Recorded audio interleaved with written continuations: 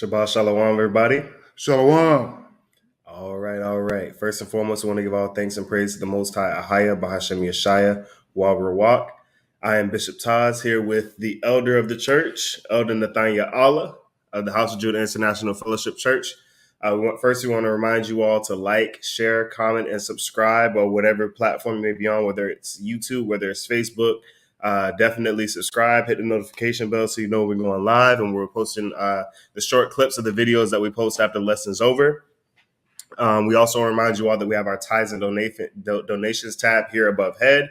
For all those who have been blessed by this ministry, please feel free to support this work. There's a lot of places that we need to go, a lot of work that we need to do. We also want to shout out our brothers and sisters in Sierra Leone, our body in Sierra Leone, our body in the Philippines as well. All of those who are following from New Zealand as well. We got a lot of brothers and sisters out there that's supporting the work. So all praise to the Most High for that. This work's definitely getting out across four corners of the earth. That's the goal. But we come before you every week to make sure that we have these lessons prepared for all of you brothers and sisters to be edified and encouraged. And we ask that you do your part in supporting this work and this ministry as well, right? Before we get into the lesson, I would like to sort of send out a bill of encouragement. This is sort of we're coming to what we'll say the end of Lucifer's empire, right? And we all know that he isn't exactly happy that the end is coming, right?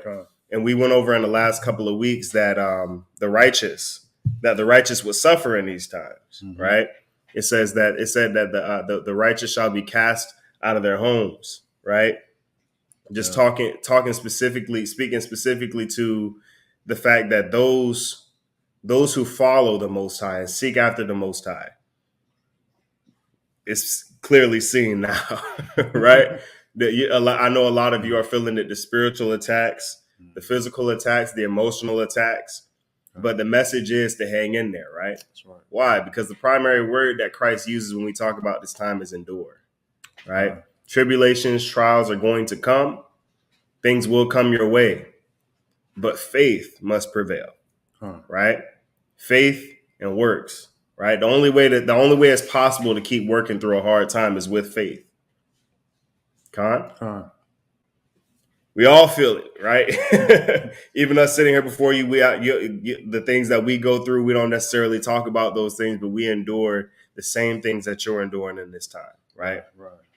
So it's in this time where we tie our faith together, right?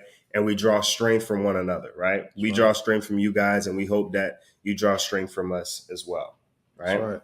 Now, had to start it off on a lighter note because of our topic that we're going into today. We're going into a lesson entitled Hades, Hell, the Underworld. Again, that is Hades, Hell, the Underworld. We've gone into a topic similar to this in the past, speaking specifically to the punishments of hell, right? Using the Apocalypse of Paul, right? That was a Greek document, right? That's not necessarily accredited, right? So we want to go back. We want to go back with some different sources and go through primarily the construct of hell. And using the sources that we do know are correct to confirm what we went over in the previous lesson on the punishments of hell, right? So let's dive into it. The idea of life after death has existed in the minds of man since the beginning of time. Everyone's always had an idea that after death, since death became a thing, because how many of you know that we were created to be immortal? Death entered into the world. It wasn't something that was preordained at our creation that man should die, right? Put a one in the chat if you know that, right? So we know that man was created to be immortal, but death enters into the world. And when death now enters into the world, now there's a greater understanding from man as to what happens after death, right? Every nation, every ethnicity, every language, every ethnicity every nation, every religion has an idea of what happens after death, right? Some deny that there is a righteous habitation or a place of damnation. Instead, they believe when a person dies, they enter into an eternal sleep. In a moment, we'll explain why that idea is nonsensical. We're going to explain why that's nonsensical, right? So they believe that there is no righteous habitation, no place of damnation. It's just an eternal sleep, just pitch black for all eternity, no time. Others believe in the existence of habitations, but not in the existence of the underworld, but instead believe that hell is a condition on earth. Also stupid. So, what does the Bible say about this? This lesson in particular is not for those who don't believe in the Bible or books related to the Bible. Because we understand that the Bible is the primary place of understanding of the foundations of the heavens, knowing that the God of the Bible is the one who created the foundations of the heavens and the earth. Con? The first thing we must understand is that when gaining understanding on what happens after death, it's understanding the makeup of man himself. I'm going to say that again. The first thing we must understand when gaining understanding as to what happens after death, we have to examine the makeup of man himself. Man consists of three parts. What parts are those? The spirit, the soul, and the body, right? The spirit is the ruach that was breathed into us to give us life and bears judgment and bears witness against us at the judgment, right? Remember, a spirit had to be breathed into Adam, right? His body was created from the soil, right? The elements of the earth, right? But a spirit had to be placed in him. That spirit or that breath was called ruach. The soul is who you are, your character. That's what the Most High sends from heaven into the body designated, right? And the flesh is what both the spirit and the soul are housed in. In our lesson on dreams, vision, and nightmares, we discussed when one sleeps, their soul departs from the body and travels from place to place. How many of you remember that? All right. So when the body is sleeping, the soul is wide awake. Why? Because you exit the physical dimension that we're in now, the dimension of the flesh, and you enter into the dimension of spirit. So when one dies, they enter into what some might call an eternal sleep, meaning their soul exits the body. So now you're starting to see why that idea of an eternal sleep is stupid. Because what temporary sleep is no different than an eternal sleep. An eternal sleep is simply extended. So what happens in temporary sleep is your soul exits your body and then returns when you wake up. When you die, your soul exits your body and does not return. So that's why the idea of an eternal sleep is stupid. Where does your soul go? Because your soul is still alive. Even though the flesh is dead, the soul is still alive. It's incorruptible. It was created to be incorruptible. Let's prove that. Genesis chapter 35, verse 16. Genesis chapter 35, verse 16. And they journeyed from Bethel. And there was but a little way to come to Ephraim. And Rachel travailed. She had hard labor. So this is when Rachel, the wife of Jacob, was pregnant with one of our forefathers, one of the patriarchs, Benjamin. Bunyamin. Read. Verse 17. And it came to pass, when she was in hard labor, that the midwife said unto her, Fear not, thou shalt have this son also. 18, verse 18. And it came to pass, as her soul was in departing, for she died, that she called his name Benoni. So read verse 18 again. And it came to pass, as her soul was in departing. As her soul was in what? Departing. Her soul was leaving her body. She was dying.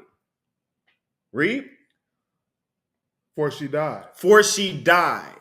So when the soul leaves the body, you die. This is why sleep is the closest you come to death. It's why your physical body is so vulnerable. When you look far back, when did majority of assassinations take place? While one was asleep. Because your soul isn't present. We went over this in our lesson on dreams, visions, and nightmares. Mm-hmm. While a person was sleeping, they'll put a scorpion on them, and the scorpion would sting them, and they would die in their sleep. Mm-hmm. Because your soul's not present. It's when you're at your most vulnerable. So Rachel, as she was giving birth, her soul was leaving her body. Read. For she died. Mm-hmm. And she called his name Benoni. Mm-hmm. But his father called him Benjamin. Mm-hmm. And Rachel died and was buried in the way to Ephraim. So as she was dying, her soul was departing. Now, some will say, well, maybe that was just a figure of speech. Maybe that's just Moses' way of speaking about this, Moses' way of speaking about death. Let's look at the book of 1 Kings chapter 17, verse 20. 1 Kings chapter 17, verse 20. And he cried unto the Lord and said, O Lord, my God, hast thou also brought evil upon the widow with whom I sojourn, by slaying her son? And he stretched himself upon the child 3 times, and cried unto the Lord and said, O Lord, my God, I pray thee, let this child's soul come into him again. Read that part again. O Lord, my God, I pray thee, let this child's soul come into him again. So we see here that Elijah has a dead child, a dead young man sitting in front of him. And what does he ask the Most High to do? Read that again. I pray thee, let this child's soul come into him again. His soul left when he died. Con? So the same thing that happens when you sleep is the same thing that happens when you die. Your soul exits your body. Read. Verse 22. And the Lord heard the voice of Elijah, and the soul of the child came into him again. And the soul of the child, the Most High sent the soul back to the body. And then what happened? Read. And he revived. And he revived. Right? And he revived. Read. And Elijah took the child and brought him down out of the chamber into the house, and delivered him unto his mother. And Elijah said, See, thy son liveth. See, thy son liveth. Right? This is how, after Abel was killed, his soul was able to do what to the Most High? It was able to call to the Most High. Right? After the soul exits the body, it goes through a seven day journey, either entering into the bosom of Abraham for the righteous, or hell for those who have done wickedness. Keep in mind, I use the word hell here. You're going to see that there's a very big difference in the words that I use as we go. Con? Con. Let's get Luke chapter 16, verse 22. Luke chapter 16, verse 22.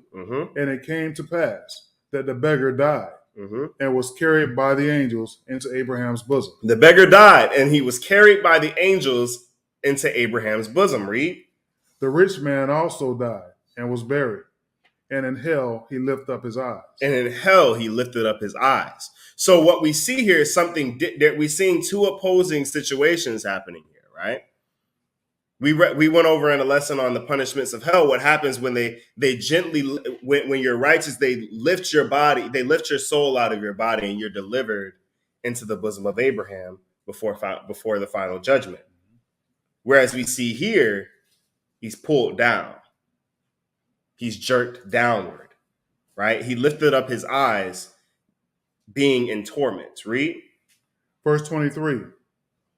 And in hell he lifted up his eyes, being in torments. Being in torments. So torments is another name for hell. Con? Read.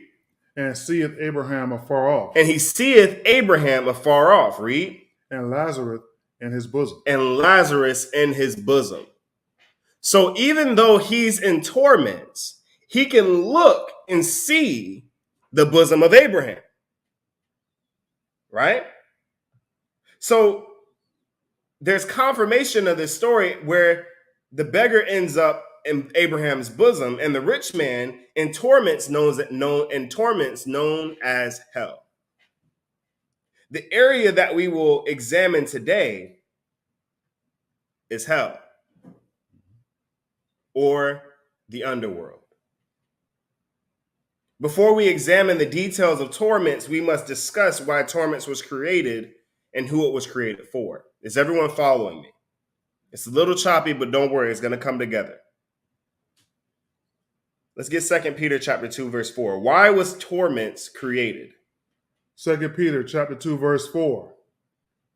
For if God spared not the angels that sinned. For if God spared not the angels that sinned, read. But cast them down to hell. But cast them down to hell, read. And delivered them into chains of darkness. Delivered them into chains of darkness, read. To be reserved unto judgment. To be reserved unto judgment. So Peter mentions what we know to be the angels that fell with Satan. Remember, the dragon's tail drew 1/3 of the stars of heaven, 200, Con.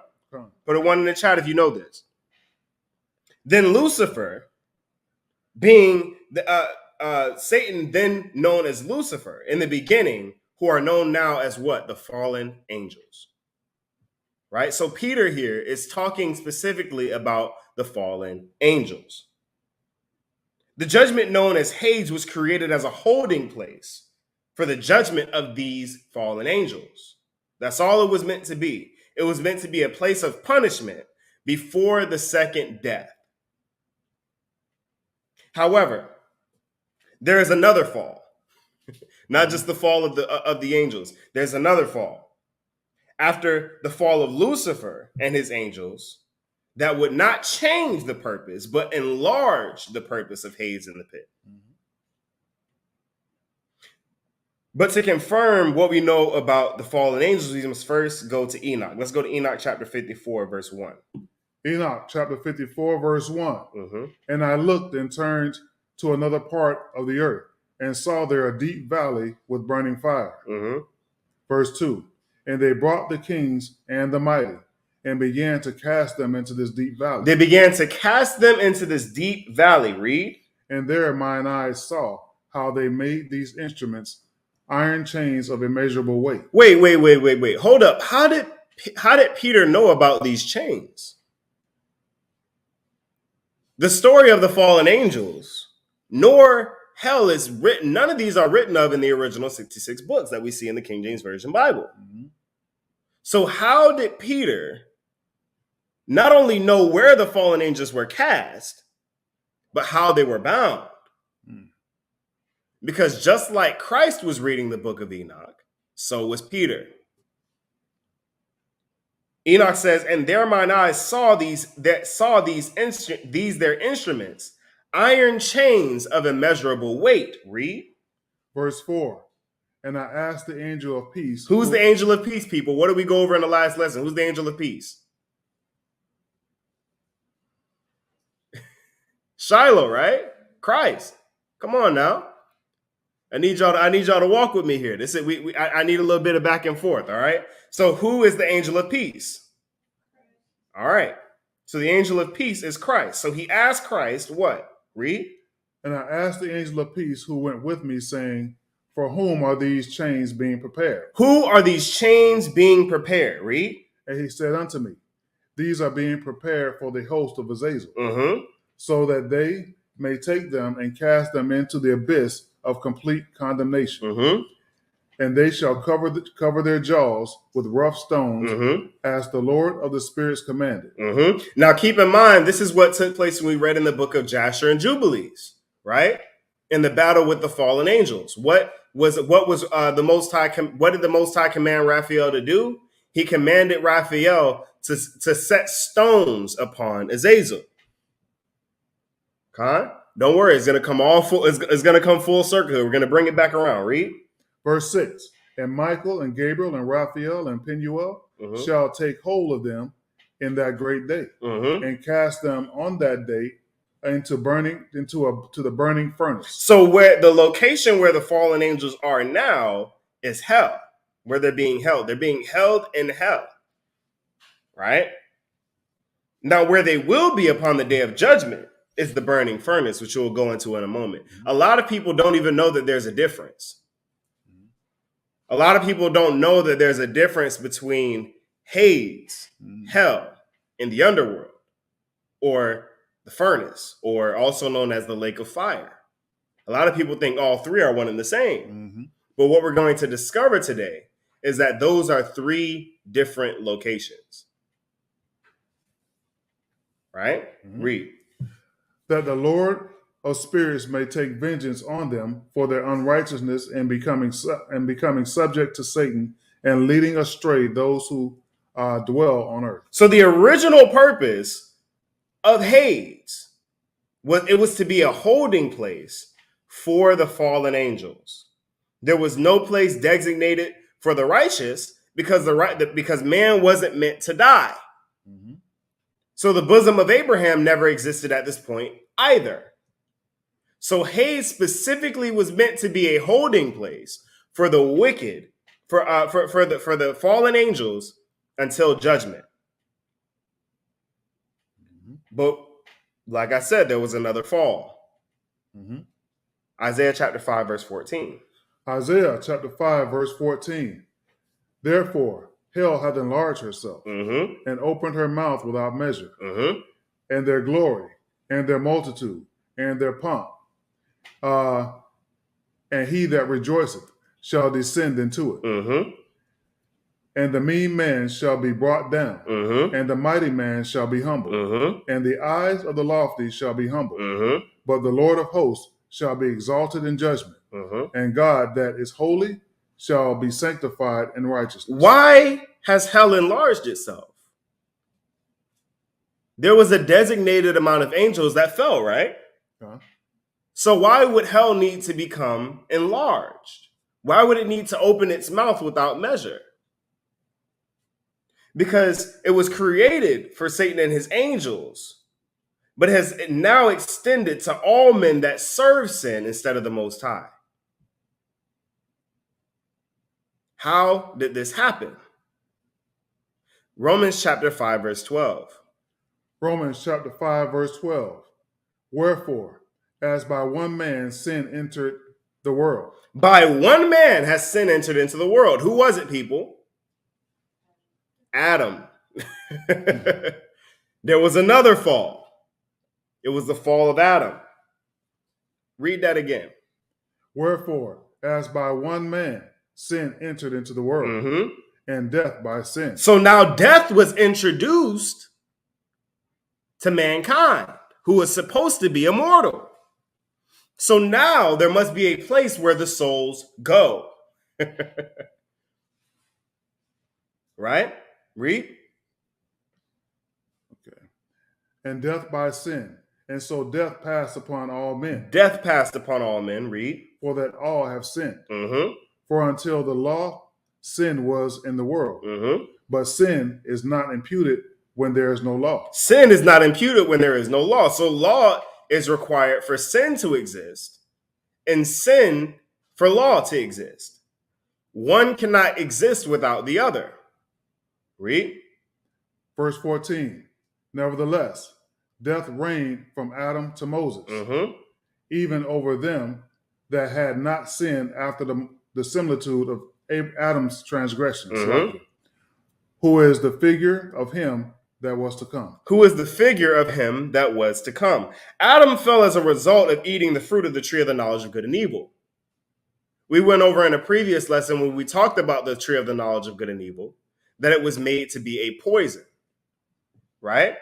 This poison fruit took away Adam's immortality. Thus sin entered into the world, right? What we're going to see later on as we go into the makeup and how man was created, Adam was pure. How do you make something pure tainted? By taking something that's not meant to be in it and introducing it. The Most High commanded Adam not to eat the tree of the knowledge of good and evil because he knew it would taint Adam's purity, therefore removing his immortality. Everyone follow me? The poison fruit. Read the poison fruit. Go ahead and read verse 13. Verse 13. Mm-hmm. Back up a little bit. Hold on a second. Actually, read verse 12 again. Verse 12? Mm-hmm. Okay. Wherefore, as by one man entered into the world. Mm-hmm. I'm sorry. Let's start over again. It's lucky. Mm-hmm. Wherefore, as by one man sin entered into the world, mm-hmm. and death by sin. And death by sin. And so death passed upon all men, for all have sinned. For all have sinned. So the wages of sin is what? Death. Mm-hmm. Right? Therefore, judgment was the judgment that was intended for the fallen angels was now extended to man. Mm-hmm. Hence, hell enlarged itself. Mm. Wow. Hades would now act as a holding place of torments. Hades would now act as a holding place of torments and paradise and before the final judgment, where the wicked will be cast into the lake of fire. Yes, you heard me correctly. Hades would act as a holding place for the righteous and the wicked. Put a 1 in the chat if you're following me. Now, a lot of people were probably caught off guard by the fact that I said that the righteous go to Hades as well. Mm-hmm. But what we're going to point out is that the makeup of hell in particular, Hades is where everyone goes. It's a large location. But there are different neighborhoods. Just like you can go to one neighborhood, you can go to St. Petersburg, right? Mm-hmm. And you got a part of St. Petersburg that's nice. Mm-hmm. You got the part of St. Petersburg that's not so nice. Mm-hmm. Neighborhoods, right? What we're going to find is that it's no different in Hades. We're going to go into the complete works of the Josephus, right? The antiquities of the Jews. Con? And this particular part that we're going to be reading from is an extract out of Josephus's discourse to the Greeks concerning Hades. I'm going to say that again. An extract out of Josephus's discourse to the Greeks concerning Hades. Right? Mm-hmm. So Josephus, we know, was a biblical scholar. He was a Pharisee, he was a Sadducee, and he understood the doctrine of the Essenes, the scribes, and the priests. He was a highly educated individual and was considered to be the leading scholar concerning Israelite history. So he understood the Israelites' understanding of what happens after death, based off of the records that he held, that the Greeks, how many of you know that the Greeks held tens thousands of our books, right? So Josephus had access to these books. And by reading these books, he extrapolated the information to be able to paint a picture of Hades. This is the first chapter. Read. Now, as to Hades, mm-hmm. wherein the souls of the good things they seek, mm-hmm. and rejoice in the righteous and unrighteous are detained. It says, and the rejoice and the righteous and the unrighteous are detained. Now, when I read this, I was like, hold up, I thought Hades was just for the wicked. Mm-hmm.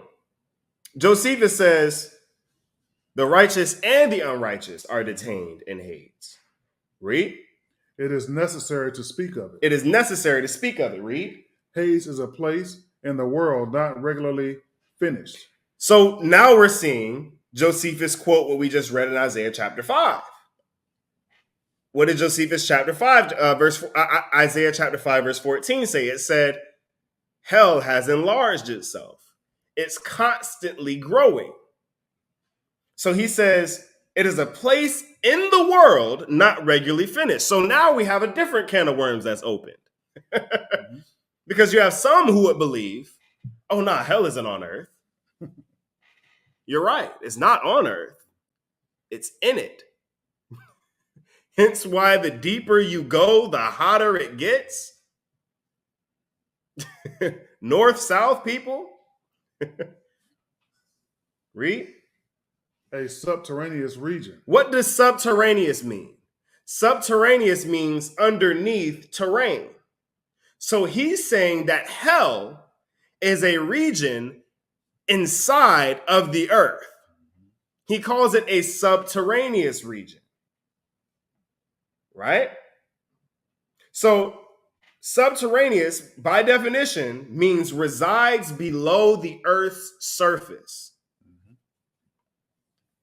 This is why we read in Enoch that the angel Raphael was buried Azazel under the pyramid Giza and Sphinx, which connects directly to 2 Peter, where the angels that sinned were cast down to hell in chains of darkness. You see how it's starting to create how the understanding is starting to connect here. The reason why the stones were set on top of Azazel is because Azazel was already bound in hell. Those chains of darkness where the angels were cast down to was hell. They're still here in the earth.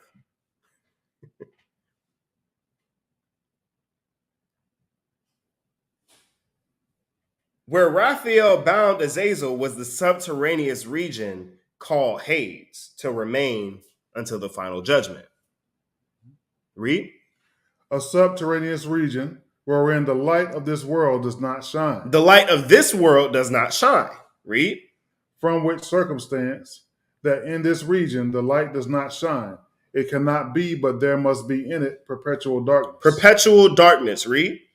This region is allotted as a place of custody for souls. It's a place of custody for souls. Read. Ill which angels are appointed as guardians to them. So those angels that are appointed guardians to you, who are those angels? Your personal angel, the one that followed you throughout your entire life. That angel remains with you in Hades. Read.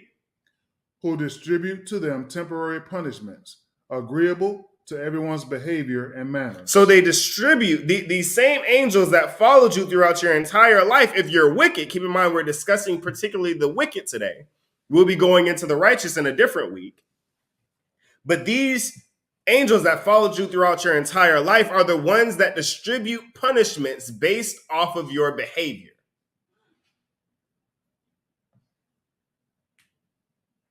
Right? So now we understand the purpose of Hades itself. It's a place that holds souls, and every soul has a guardian angel assigned to them that administers punishments befitting one's behavior. Let's go to chapter 2. In this region, there is a certain place set apart. There is a certain place set apart. Read. As a lake of unquenchable fire. So now we're seeing a different part of Hades. Remember, a lot of people believe that the lake of fire and hell are the same thing. They're not. They're two separate locations. They're two separate locations. Hades is a very big place. They're two separate places. So when people have the idea that when I die, I'm going to heaven or to hell, the truth is you're going to the same place. It's Hades. You're just going to different neighborhoods. It's going to be in different neighborhoods. It's like, yeah, let's move to St. Pete. One person like, yeah, I'm in the north. I feel good up here. The rest of them like, hold up, I'm in Child's Park. This is a little different. You know, it's close. You can get from one place to the other pretty quickly. But they're two very different locations. Right? Read. Whereto we suppose no one hitherto has been cast. No one's been cast into the lake of fire. It's empty. Read. But it is prepared for a day aforedetermined by God. The day of judgment. Judgment day. No one will be cast into the lake of fire until judgment day. See how all the scriptures we just read are coming back to you in Josephus's discourse now? This is why we set it up the way that we set it up, so that now your brain can refer back to the precepts that we already set. Right? Mm-hmm. This is going to make it a lot easier for you to relay this information to other people. Right? Your brain is connecting these dots. So it says, but it was prepared for the day aforementioned, of a day aforedetermined by God. It's judgment day. Read.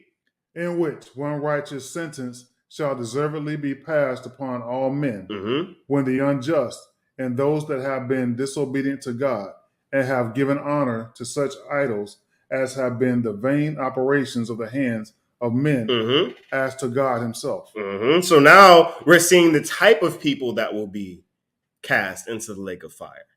No one's received their judgment yet. You just have an idea based off of where you are, where you're being held. Because guess what? If you're in hell, mm-hmm. right? If you're in hell, not the lake of fire, if you're in hell, you're sitting there looking at the lake of fire like, dang, I'm going to be there. Mm-hmm. That's your mind the entire time. Yeah. Whereas those who are in the bosom of Abraham, there's peace, right? Mm-hmm. You have no worries of anything. But in Hades, not only can you look over and see within arm's reach is the bosom of Abraham, mm-hmm. to where you could almost think that you could begin to touch it. Mm-hmm. But then you also have to keep in mind, you have in your mind, dang, that's what I'm destined for, mm-hmm. back there. Yep. You know what your judgment is. It just hasn't been passed yet. It's almost like when you know you did something at school and your teacher called home. You know what's going to happen when you walk through that door. That bus ride, you usually be chopping it up with everybody on the bus. On the bus, you just sitting there. Everybody be like, "You good, bro? You good?" You like, "Yeah, I'm all right." Imagine that times 1,000. That bus ride just never ends. It seems like every light is green. Every light is green. Like, dang, this dude, he ain't get the 3 people that's supposed to get on the bus didn't get on the bus that day, so you get to skip a couple stops. This is what you're enduring in Hades. Because even the torments that you're enduring that are unfathomable in hell is still nothing compared to what you'll endure in the lake of fire. So you're enduring what you believe to be the worst, not knowing that there's worse to come. Mm-hmm. Well, knowing that there's worse to come. It's just that you don't know what that worse is because you can't conceive in your mind what's worse. Now think about it. This is a region outside of time. I can't tell you how long you're going to be there because there's no time. It just keeps going and going and going and go, and there's no end in sight whatsoever. Imagine that. Imagine having to sit where you're sitting right now forever. Put a 1 in the chat if you want to do that. I bet I'm not going to see no ones.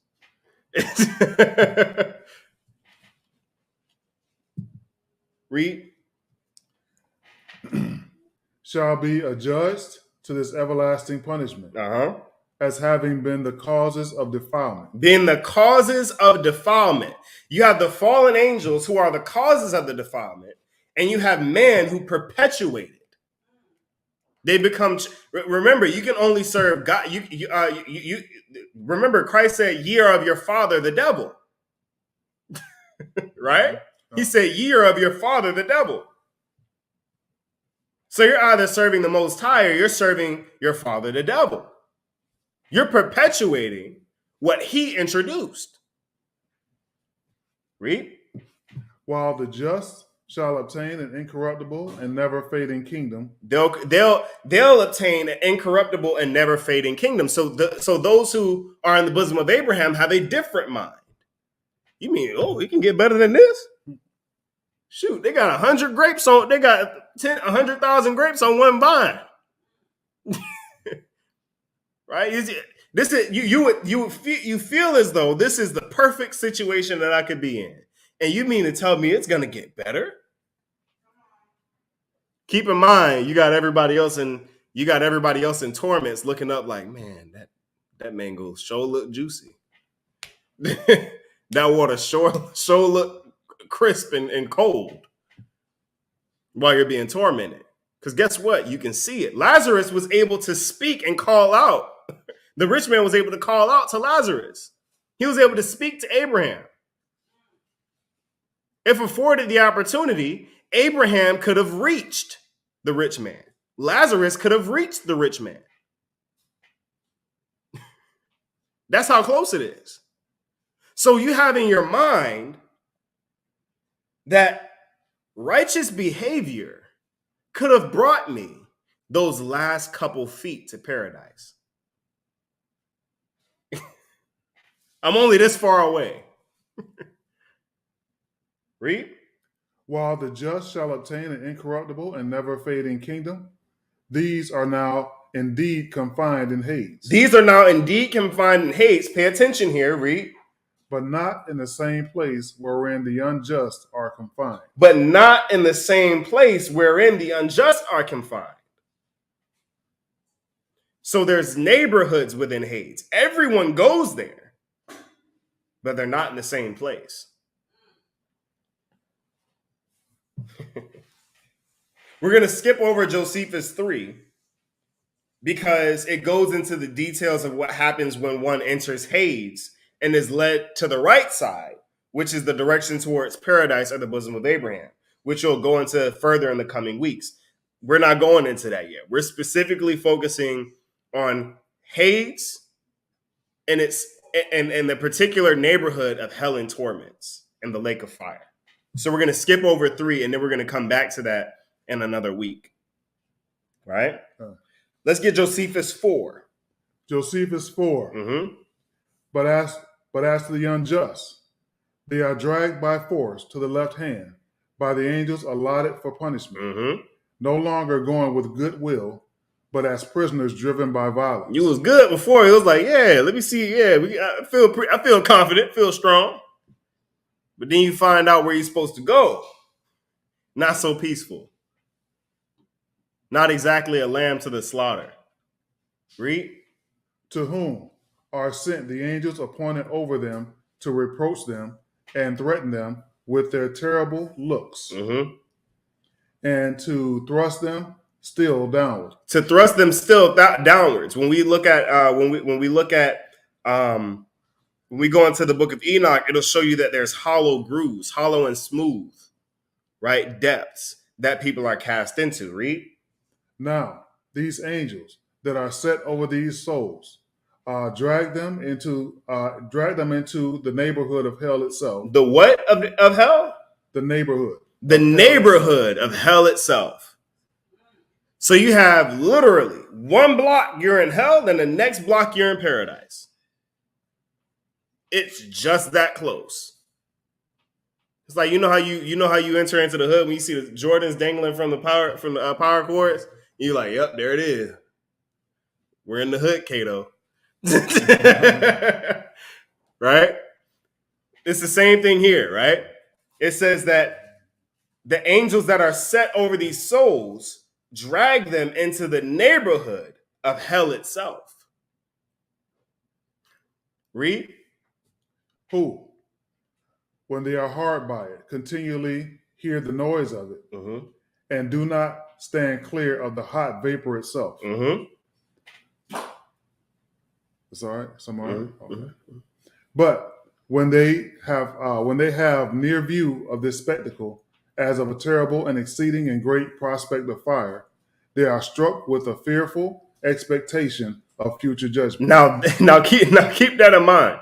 They are entering into torments. They've entered into the neighborhood of hell. And all they can think about now is the expectation of future judgment.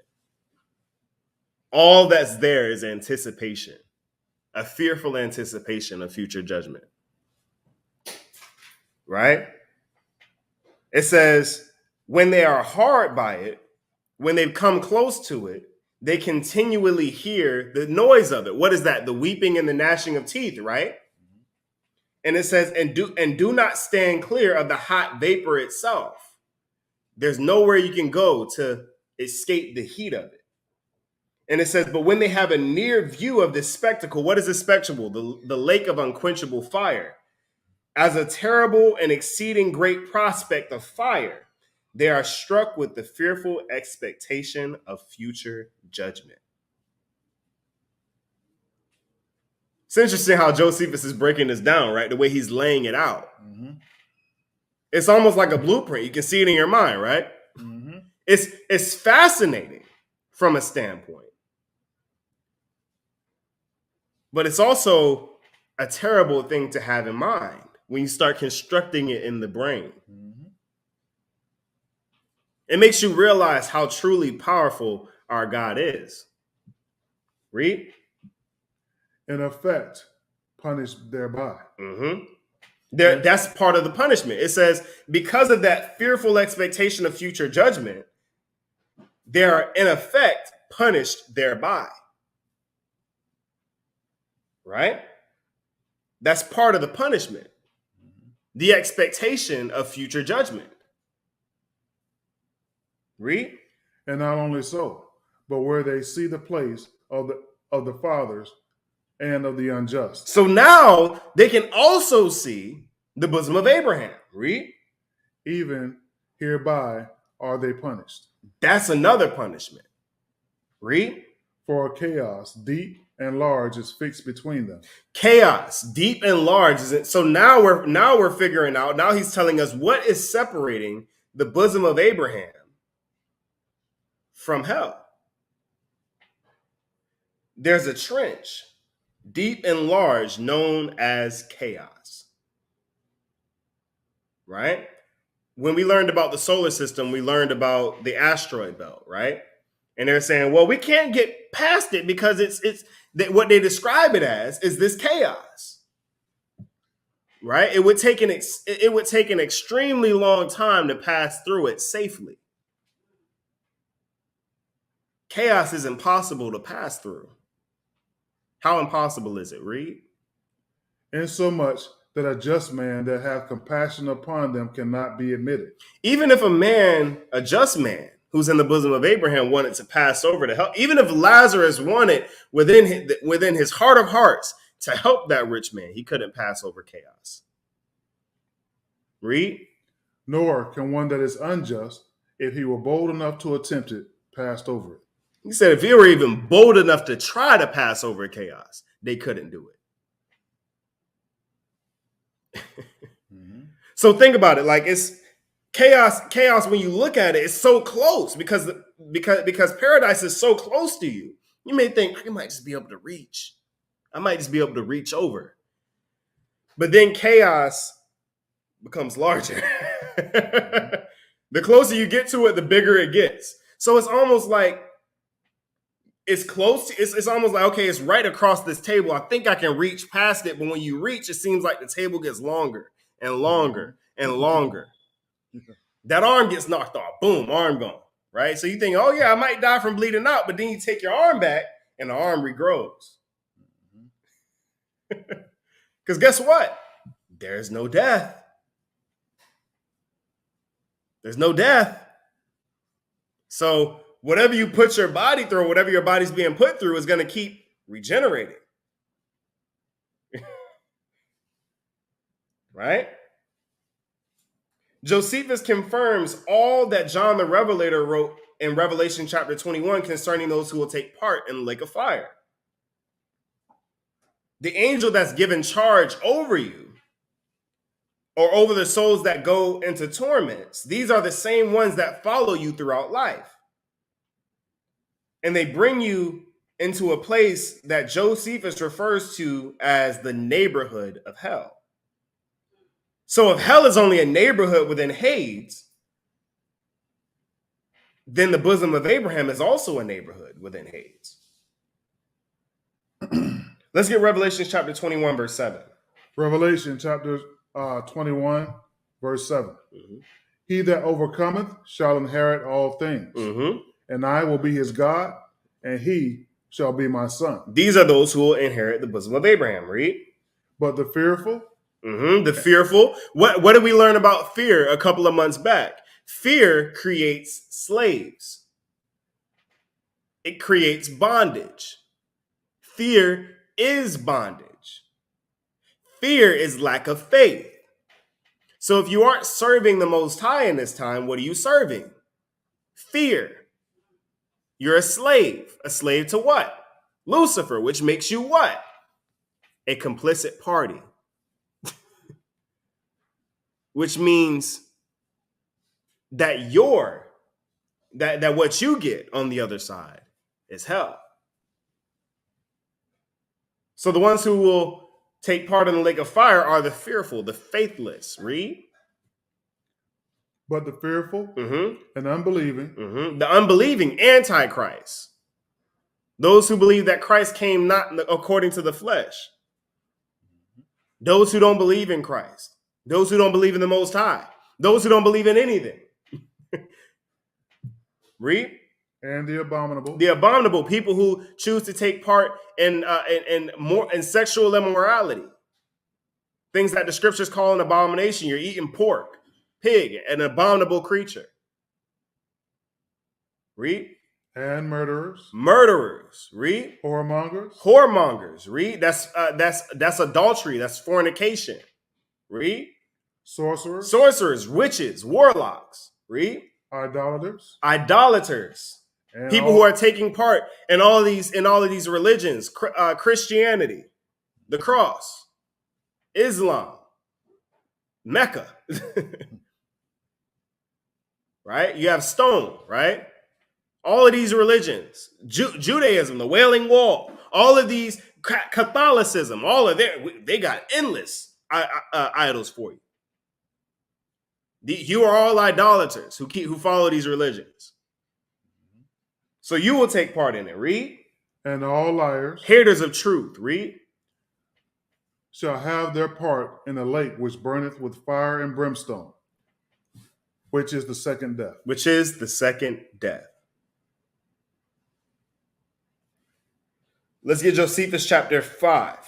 Right? And this is where we're starting to get towards the what you would say the meat of what takes place here, because now Josephus starts getting into a little bit more philosophical level of what Hades and the understanding of Hades is and how man connects to this.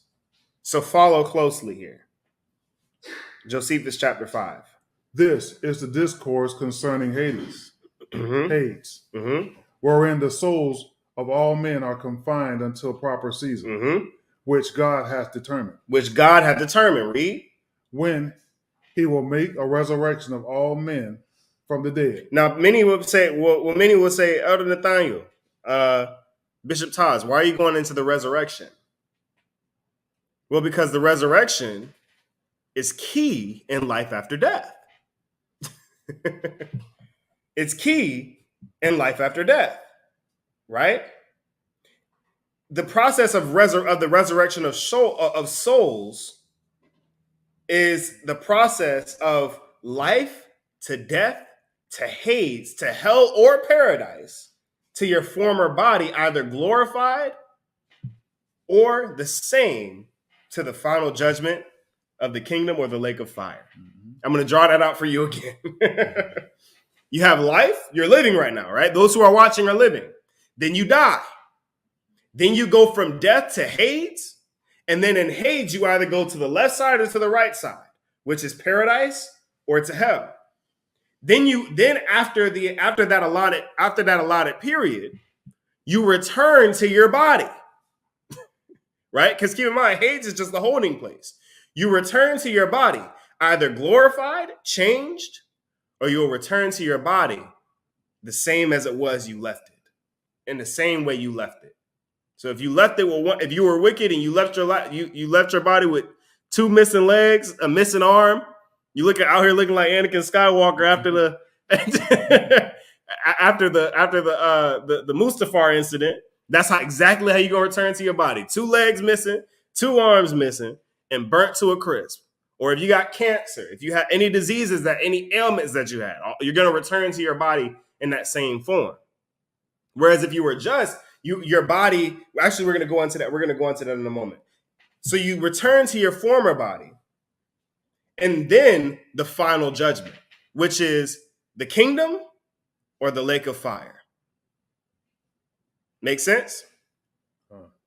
Because you got to be able to feel the judgment somehow, right? Mm-hmm. Read. Not procuring a transmigration of souls from one body to another. Josephus murders the idea of reincarnation right here. Because what all those reincarnation believers will do is they'll say, the Israelites back then knew about the secrets of reincarnation. They call it a secret to make it seem like, yeah, I'm going to let you in on the secret. Let me tell you a secret. I'm actually Moses. I was Moses in a past life. God revealed it to me. They say, yeah, they knew about the secrets back then about reincarnation. Josephus was an Israelite. Josephus was a scholar. He knew all of Israelite history. But look at what he says here about Israelite culture concerning reincarnation. Read that again. He says when he will make a resurrection.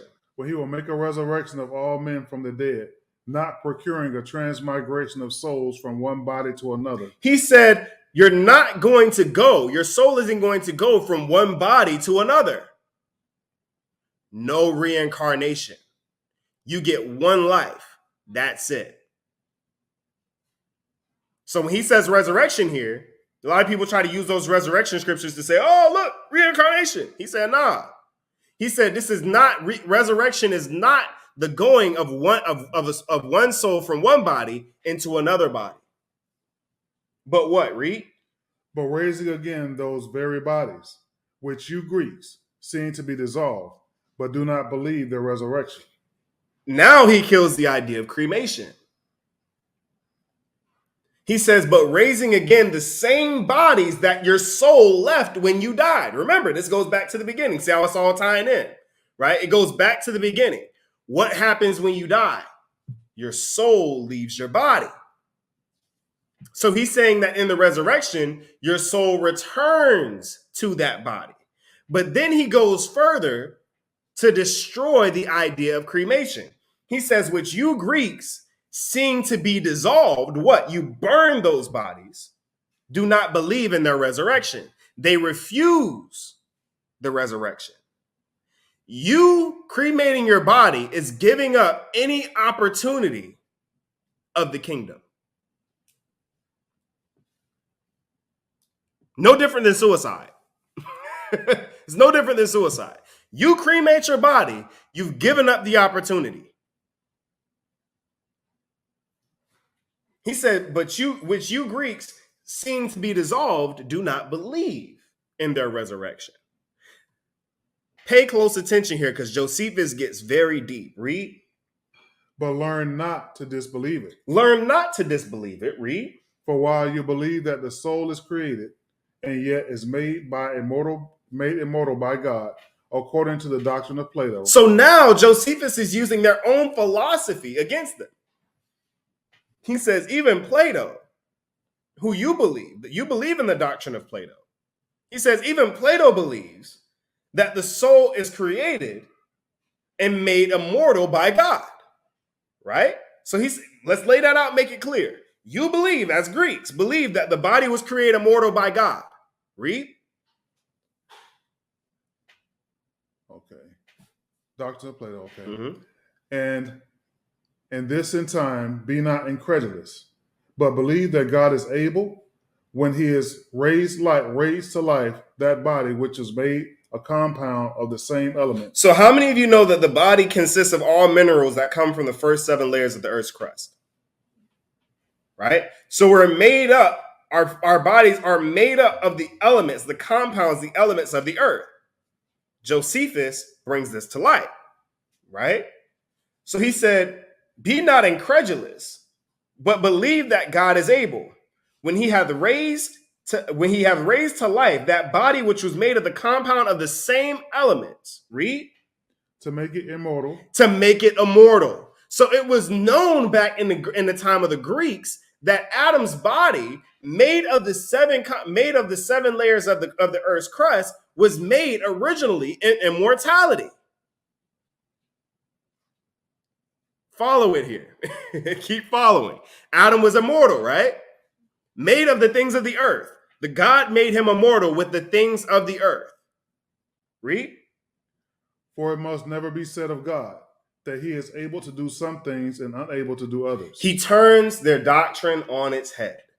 He said, you don't believe that it's possible for God to take the body that is buried and repurpose it back and purify it back into immortality. But you believe that it's possible for him to take those same elements and create an immortal body from nothing? I'm going to say that again in case you missed it. They believe that it's possible for God to take those same elements or compounds to create man immortal, but they don't believe it's possible to put that body back into the ground. It dissolves and is repurposed and raised again in immortality. Isn't that backwards? How can you believe one and not the other? This is why Josephus says, for it must never be said that God is able, that he is able to do some things and unable to do others. He's like, don't give God credit here, but then take away credit over here. Josephus is crafty. Read. We have therefore believed that the body will be raised again, for although it be dissolved, it is not perished. He said, we therefore believe that the body will be raised again, resurrection. Now he goes through the process of it. Follow it. Read. For the earth receives its remains. You put the body in the ground. Read. And preserves them. And preserves them. Read. And while like seed are mixed among the more fruitful soil and flourish. Mm-hmm. And when it's sown, is indeed sown, bear grain. Mm-hmm. But the mighty sound of God, the Creator, it will sprout up. But at the mighty sound of God, the Creator, it will sprout out. So when you put the body in the ground, it becomes like a fertilizer, right? It mixes with the soil of the earth, it dissolves, and it becomes other things, right? So what Josephus is saying is that even though the body be dissolved, it is not perished. It becomes life. It becomes another life, right? It becomes a tree. It becomes a plant. Right? So he said, even though it's dissolved, it's not perished. It's still working. You guys following here? Read. And it be raised and clothed in glorious condition. So at the sound of God, those bodies, that the same way that he created Adam in Genesis chapter 1, he's going to do it again. He's going to take those elements purified now and raise you up an immortal body, fully clothed, right? And in glorious condition. You'll be raised 10 times, 1,000 times greater than what you were. For the righteous, of course. Read. Though not before it was dissolved and mixed with the earth. The body cannot be turned into its glorious condition until it is dissolved and mixed with the earth. Why? It has to be purified. Our bodies now are tainted. Why? Because of our father Adam. Adam was immortal. He ate the fruit. He ate the poison. He tainted himself and his entire bloodline. So now, in order for us to obtain our glory, our glorious state, our glorious physical state again, that body must go back to where it came from, be purified, and then at the sound of the Most High's trumpet, they will resurrect. Read. So that we have not rashly believed the resurrection of the body. So Josephus now brings it back around and he says, so have we not rashly believed in the resurrection of the body? The Greeks make it seem as if our idea, that the understanding of the resurrection is foolish, like it's crazy, like it's impossible, like we're bringing this up out of thin air. When he's like, the laws of nature itself that you believe show that we do not rashly believe in the resurrection. Because the same way Adam was created, you agree. He was made immortal from the compounds of the elements of the earth and immortality, right? All we're saying is that when you put the body back into the ground, it's going to do the same thing. So how can we rationally believe in something that you believe in too?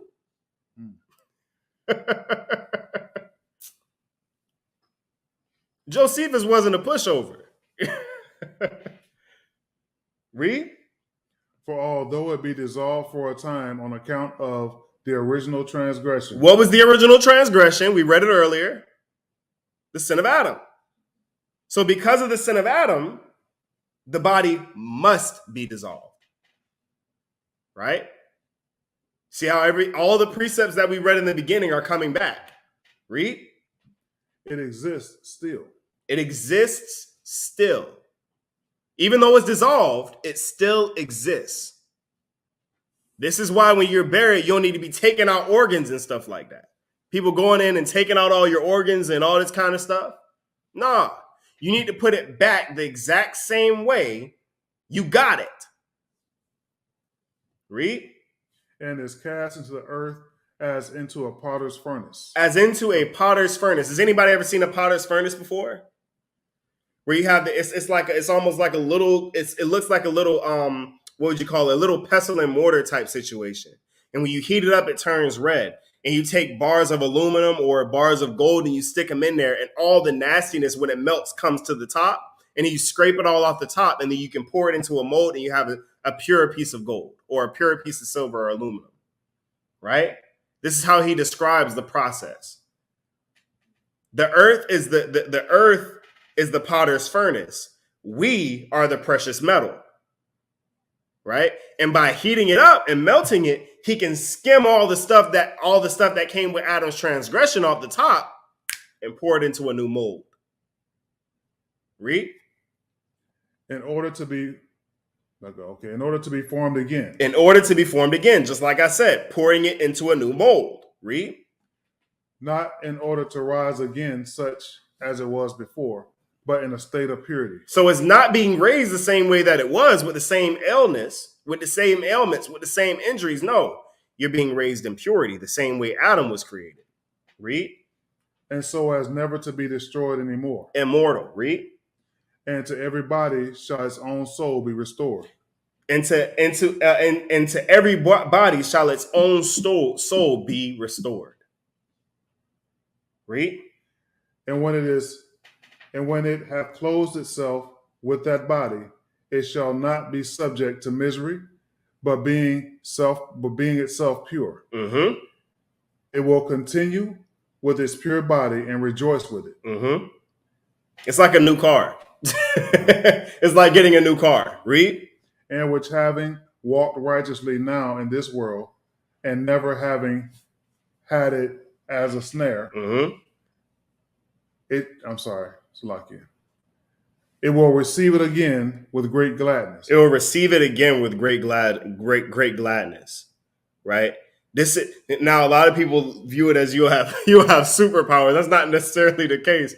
But the further you go back in Israel's history, what happened? We get stronger, we got faster, we got more powerful, right? And it was over time, right, in our mixing with the other nations, that those physical abilities dwindled, right? And we see the same thing. We witness the same thing here. What it's doing is it's taking us back to the beginning. So those same strengths and abilities that we had back then, the same ones that we have now, just enhanced, right? So it's saying the righteous, those which walk righteously in the world, never having had it as a snare, which means you weren't a slave to your flesh. Because you weren't a slave to your flesh, you receive a body that's glorified.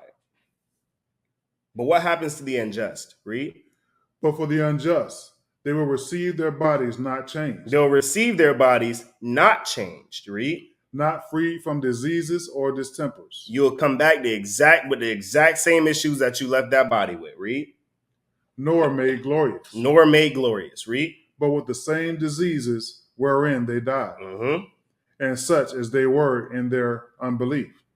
The same shall they be when they shall be faithfully judged. You'll be the same way when you're judged. Interesting, isn't it? This is a part of the process, right? This is a part of the process. As we've shown, right? We're going to go into it. We're going to go into the final part to sort of figure out how to avoid hell, right? In this next part, and specifically Josephus's words on that, because even his discourse concerning that is deep in and of itself. We're going to get into that when we come back. Don't go anywhere. Like, share, comment, subscribe, and we'll be right back in a moment.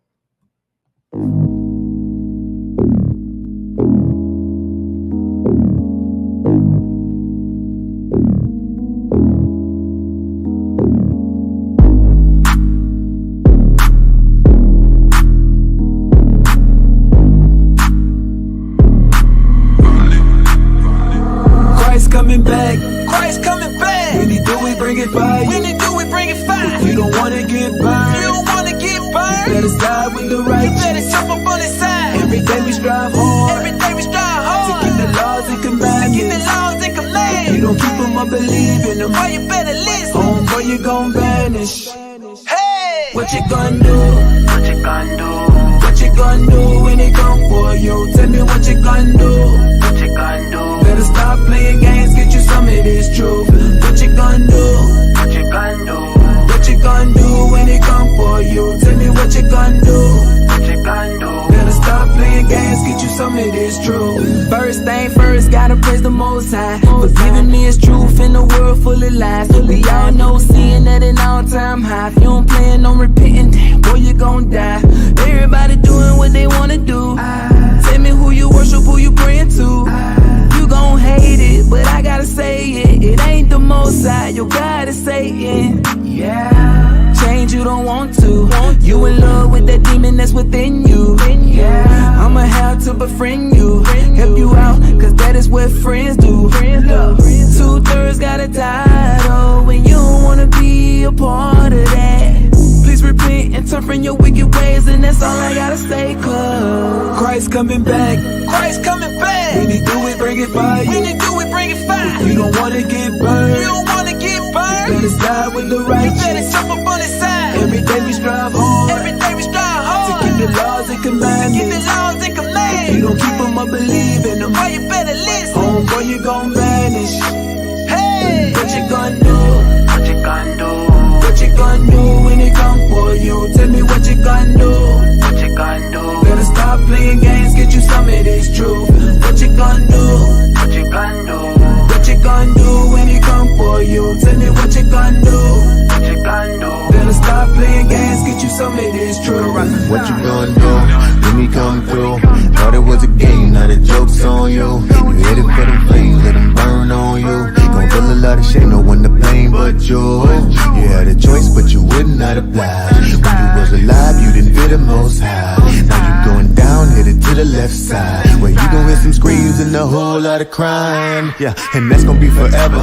That's gon' be forever, forever, forever, ever, forever, ever. Look, you ever put your hand on the stove while it burning? That's the feeling that your soul gonna feel for eternity. How'd you pray your chain while you got the opportunity? You only got one life, what you gonna do with it? Yeah, a lot of y'all playing with a higher. I can barely take the sun, they ain't trying to feel the fire. Christ coming back. Christ coming back. When He do it, bring it fire. When He do it, bring it fire. You don't wanna get burned. You don't wanna get burned. You better side with the righteous. You better jump up on His side. Every day we strive hard. Every day we strive hard to keep the laws and commandments. Keep the laws and commandments. If you don't keep them, I believe in them. Boy, you better listen. Boy, you gon' vanish. Hey, what you gonna do? What you gonna do? What you gonna do when they come for you? Tell me what you gonna do? What you gonna do? Better stop playing games, get you some of this truth. What you gonna do? What you gonna gonna do? What you gonna do? Better stop playing games, get you some of this truth.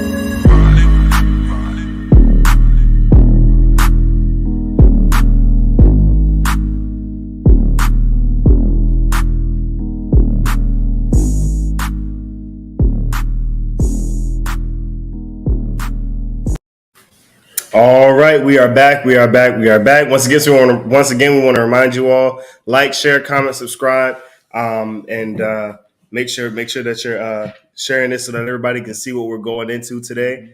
We also have our website here. Go there and register for all those.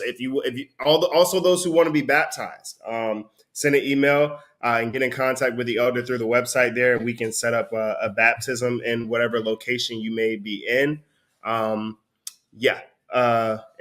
We also want to send a shalom out to our the elder Johannes. Elder Johannes, he's the elder of the ministry out there in Africa, over the region out there in Africa. Shalom, we know you're watching. Good to hear from you. All right, so let's jump right back in, right? So Josephus just gave us a whole lot, right? In what is 5 chapters, and we skipped one, right? So let's get into chapter 6, because he tells you how to avoid hell. Or Hades. Well, not Hades. Hell, the underworld, the lake of fire. Right? Read. For all men, the just as well as the unjust, shall be brought before God the Word. Who is God the Word? Christ. Read. For to him hath the Father committed all judgment. And he, in order to fulfill the will of his Father, shall come as judge, whom we call Christ. For Minos and Rhadamanthus are not the judges. They're not the judges, read. As you Greeks suppose. So he said these Greek gods that you say are the judges are not the judges, read. But he, whom God the Father hath glorified, concerning whom we have elsewhere given more particular account, for the sake of those who seek out the truth. What is Josephus referring to? There's another discourse that he has within the Josephus concerning Yeshua. Concerning Yeshua as the Messiah. This is what he's referring to. Read.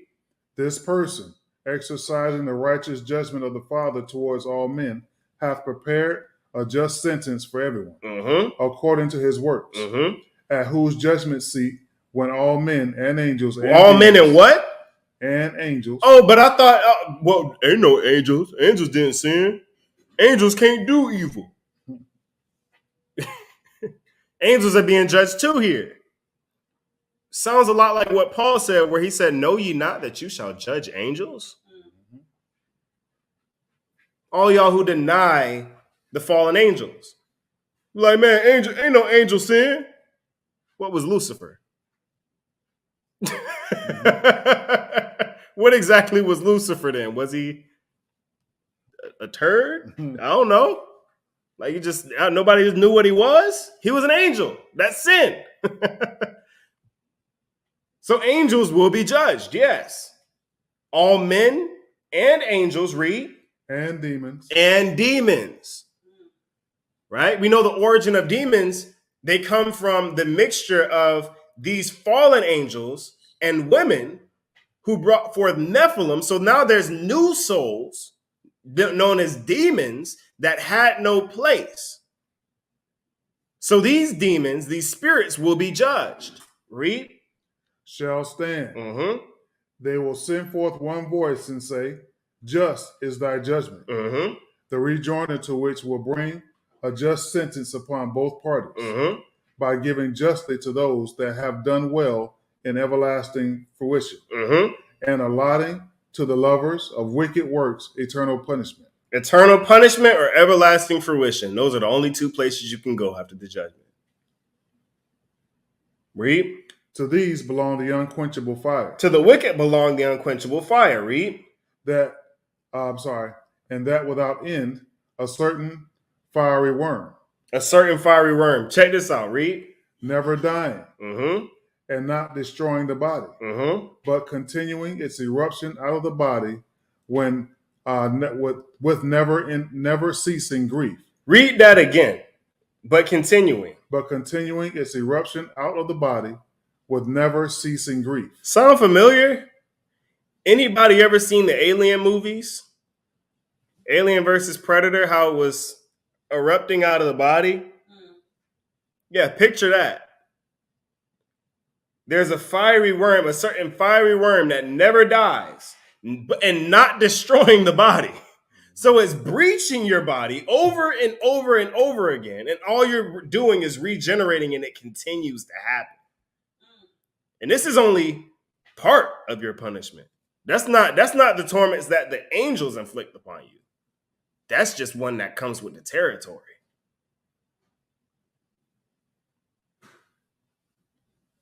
Read. Neither will sleep give ease to these men. No sleep. So you're exhausted. How many of you ever went a long period of time without sleeping and you're just like drained? Every sound bothers you, but in the lake of fire, all there is noise. You're hot or cold, but guess what? You're in the hottest heat that can ever exist. You're exhausted. And you got this worm that's tearing through your body over and over and over and over again. And that's not even including the torments that are being inflicted upon you by the angels. It's ridiculous, isn't it? Not to mention you're starving. You're dehydrated. So everything that happens to your body when you're starving, when you're dehydrated, and you're sleep deprived is occurring perpetually for an unspecified period. So no, there's no point in, because guess what? You're outside of time. So you'll never sleep again. You'll never eat again. You'll never drink again.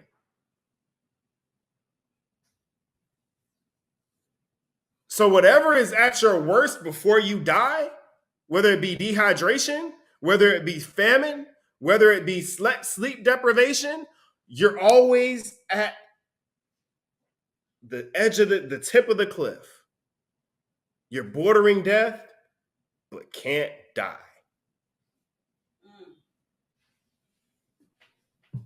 Read. Neither will sleep give ease to these men, nor will the night afford them comfort. Death will not free them from their punishment. No death. Read. Nor will the interceding prayers of their kindred profit them. Oh, remember how the Edomites were teaching? Oh, you can pay us. You can pay the church, and you can get a better position for your people in Hades. Or if you pray, you can get a better position for your people in Hades. Nah. The interceding prayers of kindred won't change nothing. No matter how your cousin may be in the bosom of Abraham looking at you, and no matter how much he wants to help, chaos is there, separating you from them. Read. For the just are no longer seen by them, nor are they thought worthy of remembrance. Nor are they thought worthy of remembrance. You're going to be looking at them. You're going to be looking at your cousin like, hey, bro, help. And they ain't even looking back.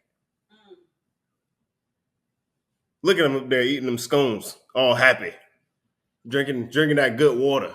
And they ain't even think about you. How frustrating does that have to be? It's like, dang, you looking at eating them berries and fruits. And you're not even an afterthought. The just are no longer seen by them, nor are they thought worthy of remembrance. Josephus chapter 8, how do we avoid this? In whatsoever ways I shall find you, in them shall I judge you entirely. This is the verse of the day. I want you to write it down. I want you to remember it. Put it somewhere where you can see it every day. And whatsoever ways I shall find you, in them shall I judge you entirely. It's a deep statement, isn't it? I was saying this to the elder last night. In whatsoever ways I shall find you, in them shall I judge you entirely. Wow. Read. So cries the end of all things. So cries the end of all things. Read. And he who hath first lived a virtuous lift, but towards the latter end falls into vice. These labors by him before entered shall be altogether vain and unprofitable, even as in a play, brought to an ill catastrophe. He said you can live your entire life. You can live your entire life righteously. But if you die or the end comes and you've fallen into a vice, everything that you've done righteous is not considered. It's not going to make anything better for you. You could have been a saint of saints, but you slip, you fall, and you die in it. None of that will even be considered. The punishment is the same for everyone. There's nothing lighter than another. It's altogether vain and unprofitable. Read. Whosoever shall have lived wickedly and luxuriously may repent. If you lived wickedly and luxuriously, you may repent. Read. However, check this out, people. Listen hard. Put a 1 in the chat if you're listening. Listen hard at this part right here, because he's giving you the blueprint. Because keep in mind, none of us are without sin. All of us have something that we have to battle against from day to day. He's giving you the blueprint of how to endure it. Listen closely. Read. However, there will be need of much time to conquer an evil habit. And even after repentance, his whole life must be guarded with great care and diligence. How many of you feel this way? How many of you came into the truth and there's something that you're battling, and that battle continues to ache and prod and continues to come back and bother you? Put a 1 in the chat if you can identify with that.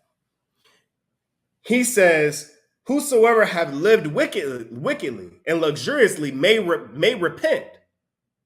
However, there will be need of much time to conquer an evil habit. It takes time. It doesn't just go away because you got baptized. It doesn't just disappear because you got baptized. He said, and even after repentance, his whole life must be guarded with great care and diligence. Why? Because all it takes is one small slip to end up back into that old cycle that you were in. It's like an addict. One smell of it, one sight of it could set you off. But what blueprint does he paint here? Read. After the manner of a body, which after it hath a long time afflicted with a distemper, requires a stricter diet and a method of living. He gives you the blueprint.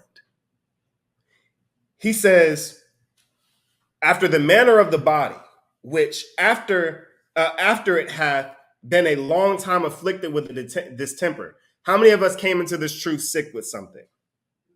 Right? Dealing with something health-wise. And what was the first thing that we thought? We need to change our diet.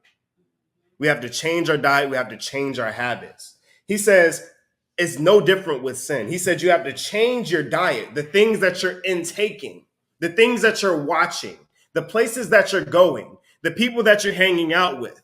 Everything that is putting something into you must change your diet of life.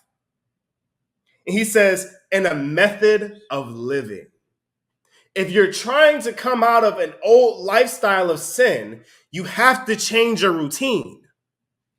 Because guess what's mixed into your old routine? Sin. Wake up at 8 o'clock, eat breakfast. 9 o'clock, fornicate a little bit. 10 o'clock, I'm going to go to work. I'm at work from 10 to 6. I get off, and then I go fornicate. And then I go back home, and I eat pork. If you stay on that same cycle, but decide I'm going to remove sin, guess what's going to happen? That habit is still within that routine. If you keep going about your life in the same direction under the same routine, guess what you're going to do? You're going to fall back. He said you have to change your method of living. Reconsider your job choice, where you're working. Because guess what? That's a reminder of what you used to be into. Change the way that you eat. Change the way that you think. Change the things that you're looking at. If you got to delete apps off your phone, delete them. Because what you're taking in, that's diet. It's a diet. Right? A lot of people think that, oh yeah, I'm trying out this new diet. No, listen, a diet is a habit. It's something that you normally take in. So if you're continually taking in the same things, right? If you're getting stuck on, you got these same apps on your phone and you know those apps are the ones that got you caught up in the first place, delete it. Delete it. Get rid of it. Because as long as you think I'm just going to cut out the sin and keep doing the same thing I was doing, you're not going to succeed. You won't. You'll lose every single time. I said it yesterday. I posted something because being a chef, I think a lot of people say this and they don't understand what they're saying. They say you have to eat a healthy diet. You have to eat healthy. I said there's no such thing as eating healthy. Health is being free of sickness, illness, distempers, right? Healthy is the state of being without illness or distemper. How can you eat being without illness or distemper? This is why when people say they're going to eat healthy, the first thing that you think is all these questions. How the heck do I do that? It's because it's an unattainable goal. It's an unattainable goal. How can I eat healthy? It's not possible. Now, can you eat nutritious? Nutrition is how you obtain the goal of health. So if you start saying, I'm going to eat more nutritious foods, now you know what direction to go in. Your brain is like, okay, I know this is nutritious. I know that is nutritious. You start thinking of you're starting thinking of solutions as opposed to problems. How in the heck do you eat healthy? What is healthy? I don't know what's healthy.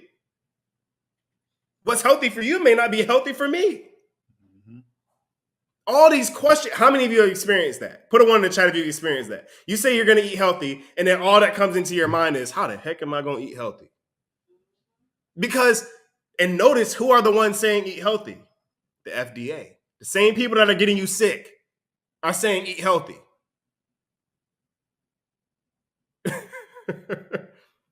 But the second somebody says nutritious, you think of foods that are, okay, a salad, an apple, an orange. Those things are nutritious. You have solutions. It's no different here. You have to change your diet and method of living. If that job that you were in and you were in sin, leave it. Find a new one. Change your routine. I usually get up at this time. I'm going to start getting up at this time. And I'm going to wake up and I'm going to pray and I'm going to read and I'm going to do this. I'm going to eat a healthy meal and I'm going to go to work. And when I come home from work, I'm going to go such and such to make sure that I'm not getting into no mess. I'm going to delete and block these numbers out of my phone. I'm going to delete these apps to make sure that what I'm taking in is righteous. I'm going to unsubscribe from some of these channels that may be stumbling blocks for me. That's the way that you defeat sin. He said, even after repentance, his whole life must be guarded with great care and diligence. You have to put up walls, people. You got to put up walls. Not everybody can be allowed behind those walls. Listen, it even comes down to this. You may have a brother or a sister that you were involved with in sin in the past, and they may come into the truth, and you still can't surround yourself with them. Why? Because they remind you of your past sin. Even if they're changed. How many of you ever thought about that? How many of you ever thought about that? All you do is remember, this person is a changed person. They're not the same person that you were. You've changed. but because simply their presence brings up old feelings of what it used to be. And you're right back into it.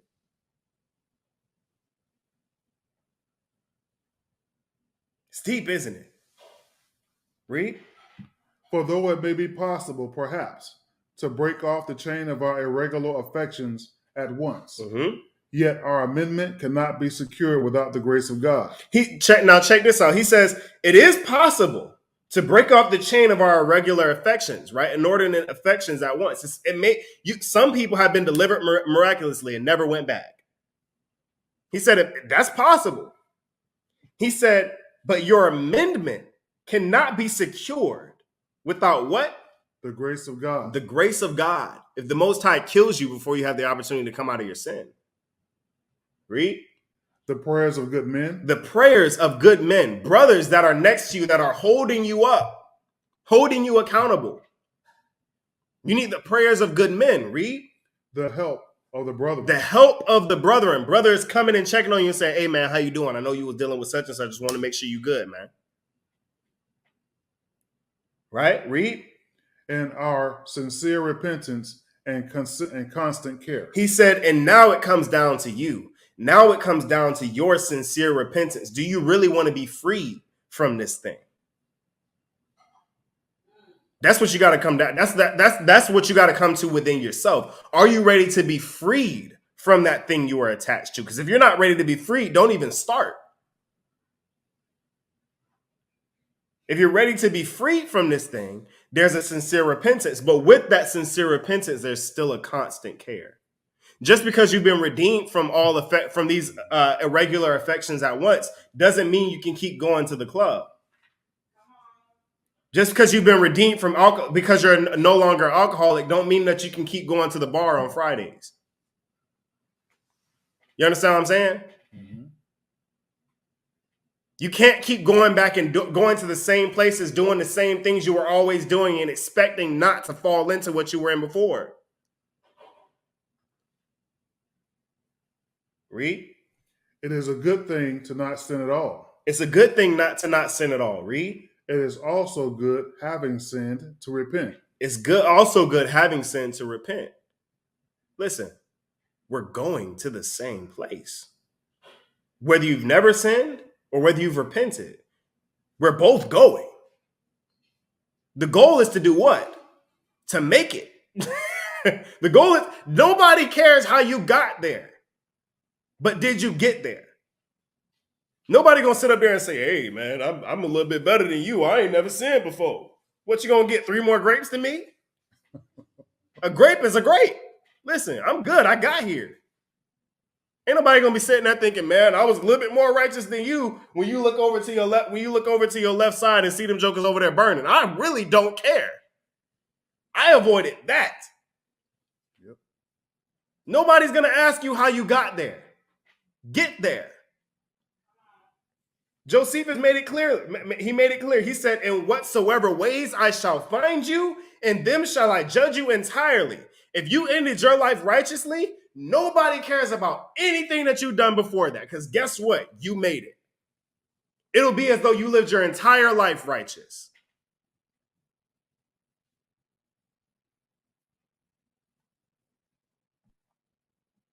You ain't gonna be sitting up there talking about well, I was righteous my whole life. What were you? Read. As it is best to have health always, but it is a good thing to recover from a distemper. He said it's great to always be healthy, but it's also great if you recover from a distemper. I mean, nobody's going to sit up there and say, I had cancer. I recovered.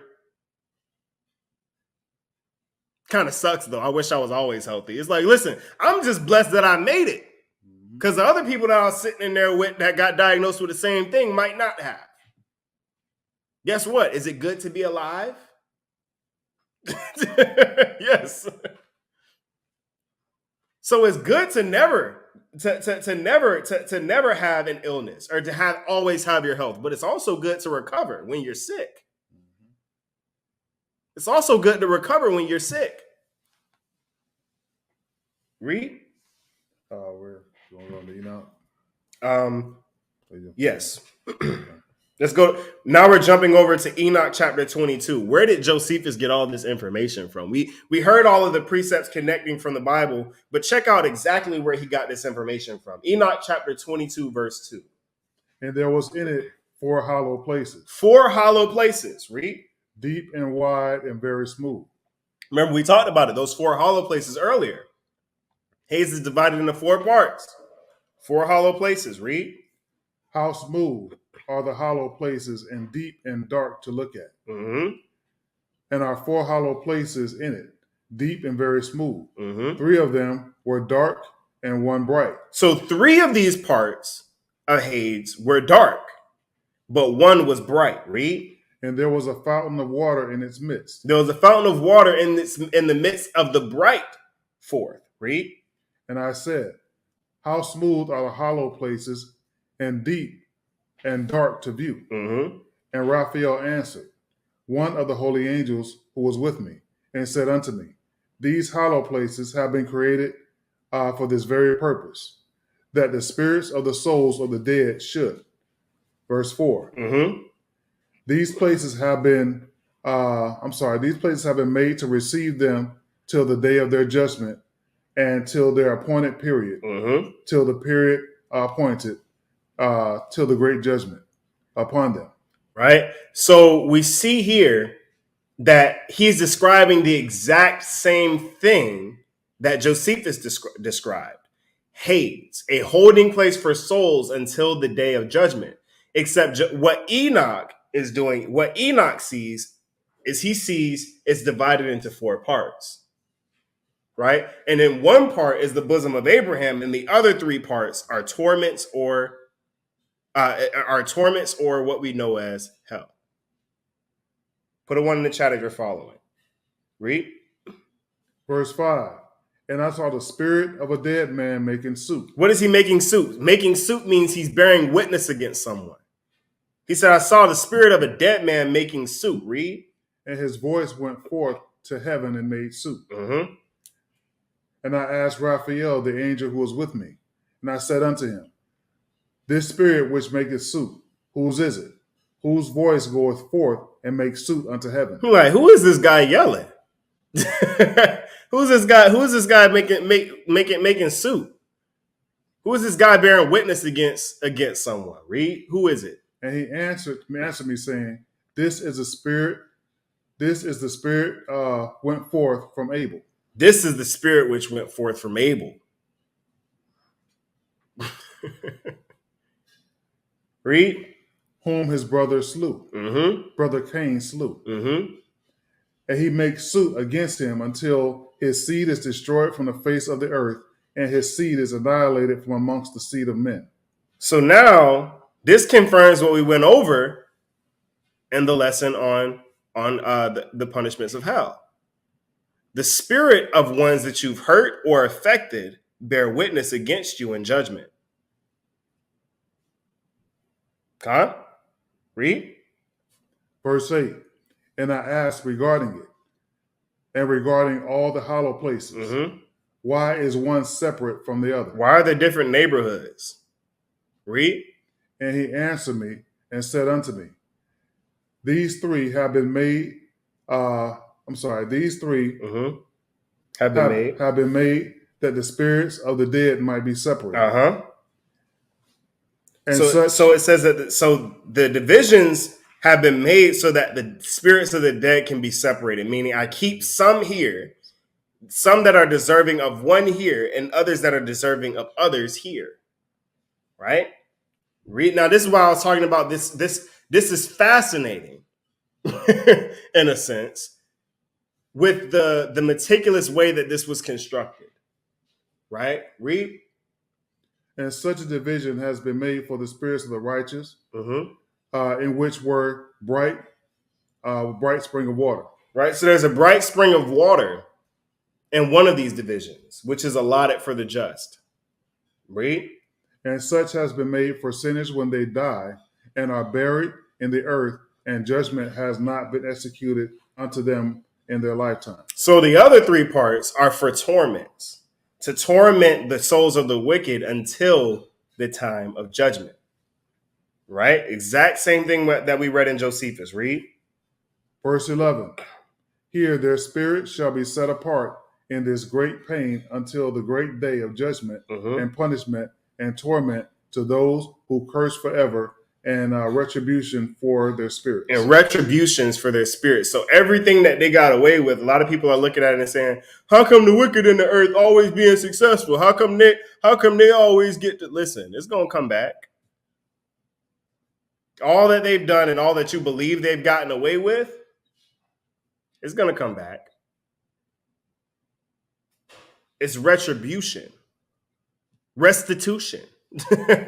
All the what do you call it? What's the other R word that people be using? Reparation. Read.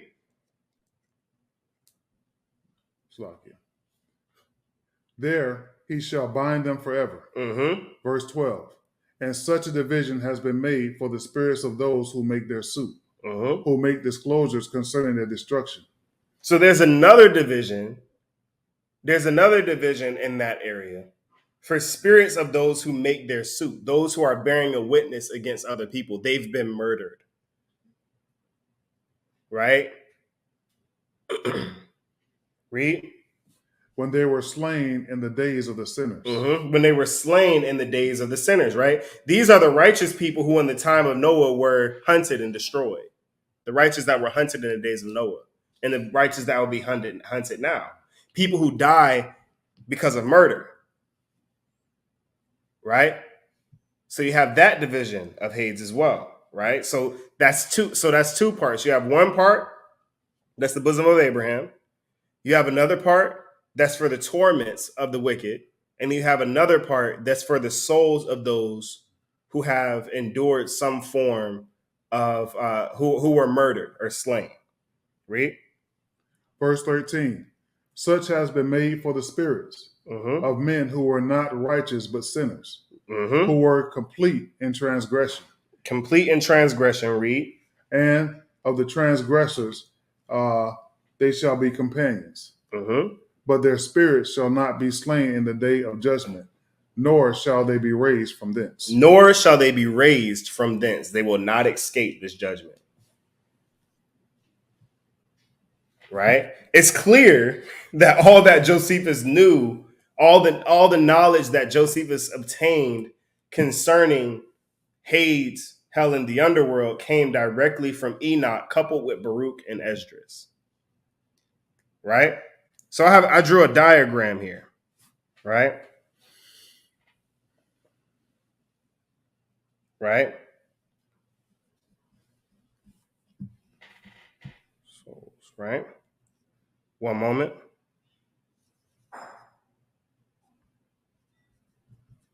Right? So this is essentially what Hades looks like, right? You have the earth on the outside, and then in the middle of the earth, you have Hades, right? And in Hades, there are four divisions. You have the bosom of Abraham, hell, you have the lake of fire, and you have the slain souls, right? Very simple. Now, in between these areas, you see these double lines here. That's called chaos. That's what keeps one out of the other. It keeps one from passing into the other, right? Abel is here, right? Lazarus is here. The rich man is here, and no one is here. Now, eventually, everyone here will end up here. Right? Everyone in hell will wind up in a lake of fire. Right? So this is essentially what this looks like. Now, one of the things that I spoke of before the lesson started that inspired some interest is volcanoes. Volcanoes are directly connected to the lake of fire. The magma that comes from volcanoes, the fire that comes from volcanoes comes directly from the lake of fire. So essentially, The volcano is a direct portal down to the lake of fire. So, flat earthers, where does it come from? Literally, the entire construction of Hades itself is against your idea of what the earth is shaped like. Because keep in mind, even the ice caps on the north and the south poles are a part of hell. They're extensions of hell. Right? Let's close it out. Josephus chapter 8. Let's go back to that first verse that he wrote. In whatsoever ways I shall find you, in them shall I judge you entirely. Keep that scripture on hand. In whatsoever ways I shall find you, in them shall I judge you entirely. Read. So cries the end of all things. So cries the end of all things. Consider your ways. Consider your ways. Like I said, only two things can happen when you die. You go to the left or you go to the right. You have complete control over which direction you go. Complete control, complete autonomy. Mm-hmm. Focus on Josephus chapter 8, because that's what's going to keep you out of the pit. That's the goal. Like I said, nobody cares how you get to the bosom of Abraham. They just care that you get there.